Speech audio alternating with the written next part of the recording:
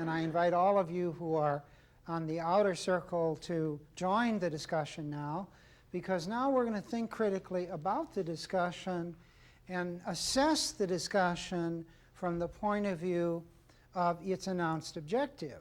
Now, the announced objective was to bring certain intellectual standards more into discussion: clarity and precision, accuracy, relevance, depth, breadth, and logicalness. And I'd like to ask you then, and let's sort of go through systematically, did we engage in clarification? Did you notice attempts being made to clarify?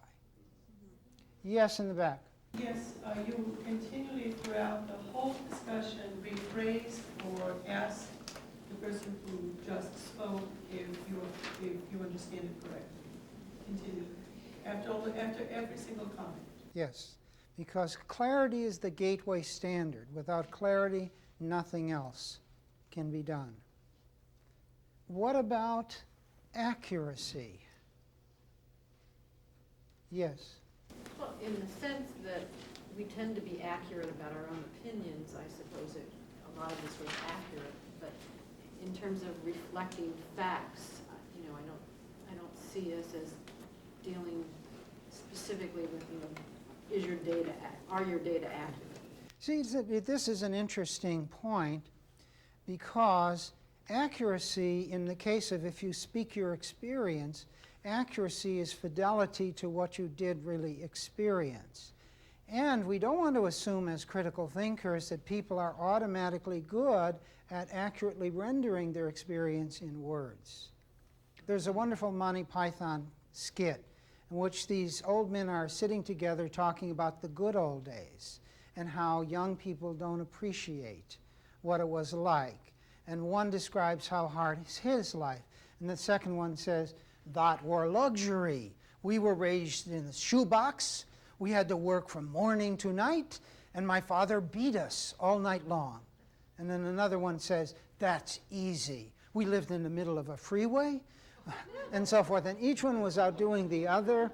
And sort of the point of the skit was how our memory redoes things. And we remember things in these very distorted remembrances.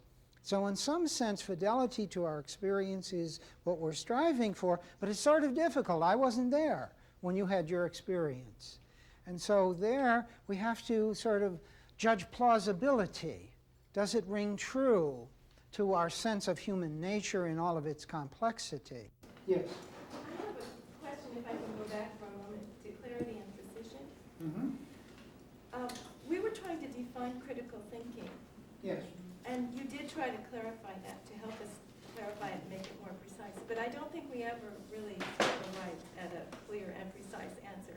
But I know that you have a clear and precise definition. But you didn't offer it in any way. And I know that in my experience, if I've tried to lead discussions like this in the classroom, where I have a place in mind where I want the students to go, but they're not getting there. How can you help people to clarify in that way? All right, I would put it this way. I thought that as far as we had gone, we had brought a number of components of critical thinking together, that you think about your thinking, that you try to take charge of your thinking, that you try to bring important standards into your thinking in order to improve it. Perhaps I was derelict in not summarizing that, sort of bringing it together and expressing it and saying, we seem to have a shared concept, let me express it, and then we'll go on. And this is one thing that you may do. So I think that's an important point, that final act of clarification wasn't put in place, and that may be a problem then for students in the discussion. Let's move on to relevance.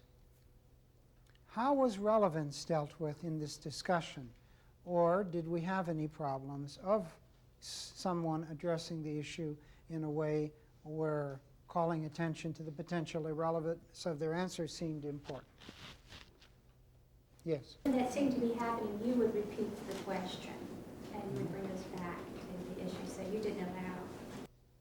Okay, in some sense, by my reiterating the question again and again, it encouraged you to be relevant, and furthermore, you were a relatively disciplined group. So no one sort of said something that was off the wall, coming from left field, which would have required me to say, how does that bear on the question? Could you explain how you're connecting that thought to the question? So sometimes, you see, within some groups that are relatively disciplined, relevance isn't a problem because people address the issue. But in many different groups, people will wander off and say what occurs to them to say. Very young children will say whatever pops into their mind, whatever occurs to them, whether it has anything to do with the discussion or not. So they're thinking of lunch, and they say, isn't it time for lunch, in the middle of the discussion, because that thought occurs to them. So, yes. Another thing I thought that I saw you do was when you paraphrased our answers for clarity, that sometimes maybe part of our answer was relevant, and when you paraphrased, you glommed onto that part that was relevant. That's interesting. Yes, I think I do that. And I think that's a good thing to do. So when you get an answer that is partially relevant and not, by bringing out the relevant portion in bold relief, then a maximum contribution to the discussion results. That's a very insightful reflection. Yes?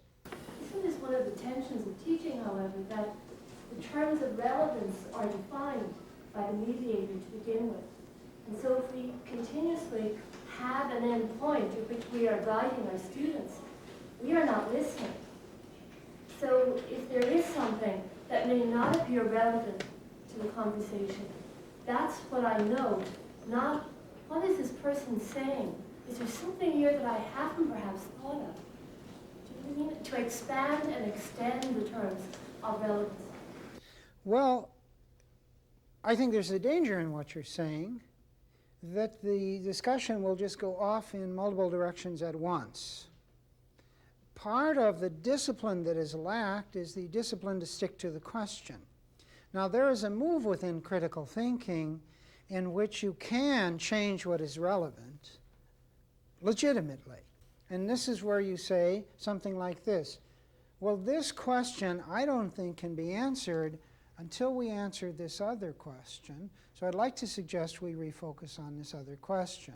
Or, alternatively, I don't think this is the pressing issue we should be focusing on here. I think we ought to be focusing on that. And then that changes what is relevant. But by and large, when you decide on a question you're going to focus on, all participants have a responsibility to address the question. Otherwise, you get intellectual chaos. And in ordinary chit-chat, ordinary discussion around the table, typically we don't get anywhere because people are just going in multiple directions at once, and it's akin to taking the television set and just keeping turning the channel. So you get a bit of this program, bit of that program, bit of that program. You can't really follow the thread of any program because of it. So I agree with you that we want to be sensitive to everything that is said, but I wouldn't assume that because the student said it, it is necessarily important. Students are, in many ways, undisciplined in their thinking and are not good at honing in precisely on issues, and I think this is part of what they have to learn.